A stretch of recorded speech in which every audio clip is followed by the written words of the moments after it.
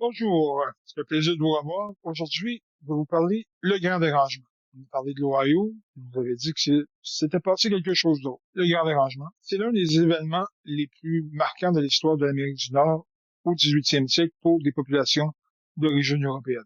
Entre 1755 et 1763, des milliers d'Acadiens sont arrachés à leurs terres, dispersés partout dans les colonies britanniques, en France et jusqu'en Louisiane. Pour comprendre pourquoi, il faut revenir au contexte militaire du milieu du 18e siècle. D'abord, la situation militaire en Ohio. En 1754 et 1755, les Britanniques subissent plusieurs humiliations. Les Français y ont construit le fort Duquesne, un point stratégique qui bloque l'expansion britannique vers l'ouest. George Washington échoue à déloger les Français, puis le général Braddock est complètement écrasé en 1755. Pour Londres, c'est un choc. La France semble contrôler le cœur du continent. Grâce à ses alliances autochtones, les Britanniques, de leur côté, craignent, alors que les Acadiens francophones et catholiques deviennent une cinquième colonne en Nouvelle-Écosse. Dans leur logique militaire, sécuriser l'Acadie ou la Nouvelle-Écosse devient une priorité particulière,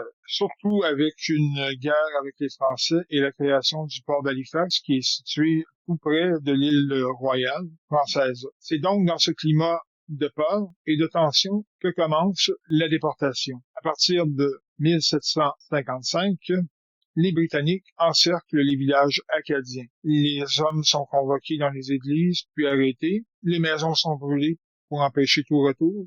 En quelques mois, entre 10 et 12 000 Acadiens, on va jusqu'à 14 000 parfois, sont embarqués de force sur des navires. Ils sont dispersés dans les 13 colonies, Massachusetts, Connecticut, New York, la Pennsylvanie, la Virginie, Caroline du Sud, Georgie. Certains sont envoyés en Angleterre, d'autres en France après 1763 surtout, et une partie plus tard migrera vers la Louisiane et contribuera à la naissance de la culture cajun. La survie des Acadiens est une histoire de résilience. Les conditions sur les bateaux sont terribles, maladies, famine, mortalité élevée.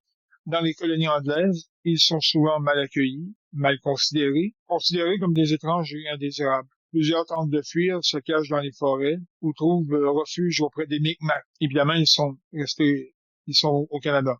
Après la fin de la guerre, en 1763, certains reviennent en Nouvelle-Écosse, mais leurs terres ont été prises. D'autres s'installent au Nouveau-Brunswick, à l'île du Prince-Édouard ou au Québec. Malgré la dispersion, malgré les pertes, ils réussissent à préserver leur langue, leur religion et leur identité. C'est un des cas les plus impressionnants de survie culturelle en Amérique du Nord. Finalement, en 2003, la reine Élisabeth II signe une proclamation royale.